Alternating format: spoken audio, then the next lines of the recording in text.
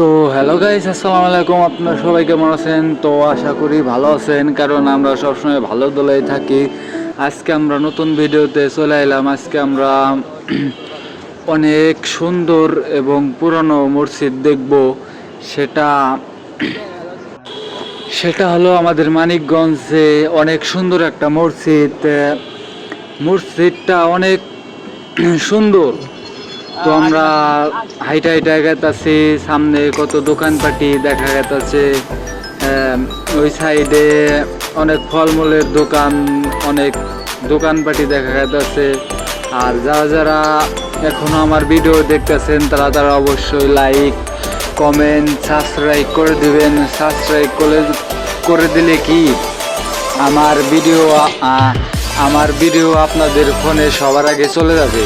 তো দেখতে দেখতে চলে এলাম। যাওয়ার পথে অনেকগুলো আঙ্গুর ফল দেখলাম, তো সেটারই ভিডিও করলাম। আঙ্গুর ফল মূলত মদ বা ওয়াইন বানাতে অনেক কাজে লাগে, অনেক কাজে লাগে। কারণ আঙ্গুর ফল দিয়ে মদ বানাইলে কি অনেক অ্যালকোহল বেশি পাওয়া যায়। তো দেখতে থাকুন ভিডিও, চলুন আমরা চলে যাই। তো এগোতে এগোতে আমরা দেখলাম একটা ট্রাক্টর, খুব ছোট রাস্তা গেতাছে।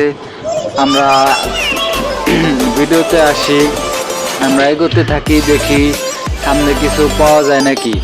তো এগোতে এগোতে দেখলাম এই রাস্তা অনেক ভাঙ্গাচোরা, সেই জন্য তো বন্ধুরা আমরা দেখতে দেখতেই চলে আইলাম পড়াই সেই কাঙ্ক্ষিত মসজিদ। ওইখানে মসজিদটা অনেক ভালো। তো আমরা চলে আইছি মসজিদে। মসজিদটা অনেক সুন্দর, অনেকই সুন্দর। চলুন আমরা মসজিদের বাইরের ভিউগুলা আপনারা দেখুন, এবং কি ভিতরের ভিউ আপনাদের দেখাবো। তো আগে সামনের ভিউগুলো আপনারা দেখুন। তো এই ছিল সামনের ভিউ। এবার আমরা চলে যাব ভিতরে।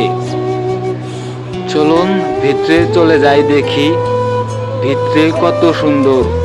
বাইরে তো মাশাআল্লাহ অনেক সুন্দরই লাগতেছে, ভিতরে যায় দেখি কিরকম সুন্দর লাগে। তো ভিডিও দেখতে থাকুন।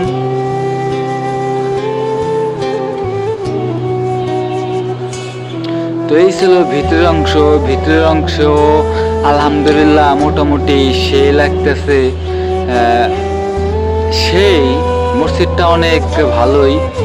আর যারা যারা এখানে আসতে চাচ্ছেন আপনাদের বলে দেই, আমার সাথে কমেন্টে যোগাযোগ করবেন। আমি অবশ্যই রিপ্লাই দেব যে এই মসজিদটা কোথায় এবং কোথায় গেলে এই মসজিদটা দেখতে পাবেন।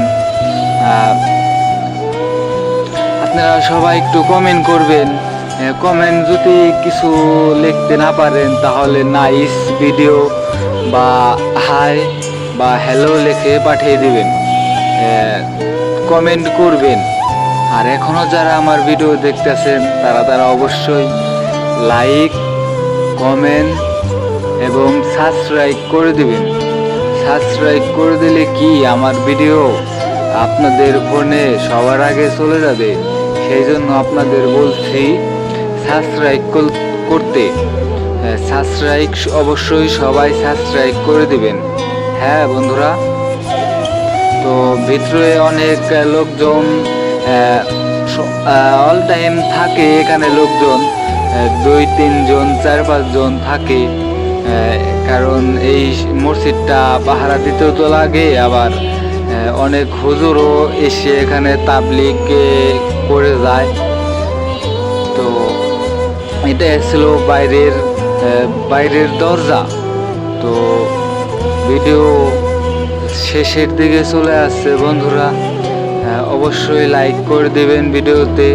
এখন আমরা গেটের বাইরের অংশের দিকে এগিয়ে যাচ্ছি, আর আমাদের চারপাশটা আপনাদের ঘুরে দেখাচ্ছি যে আমাদের চারপাশটা কীরকম।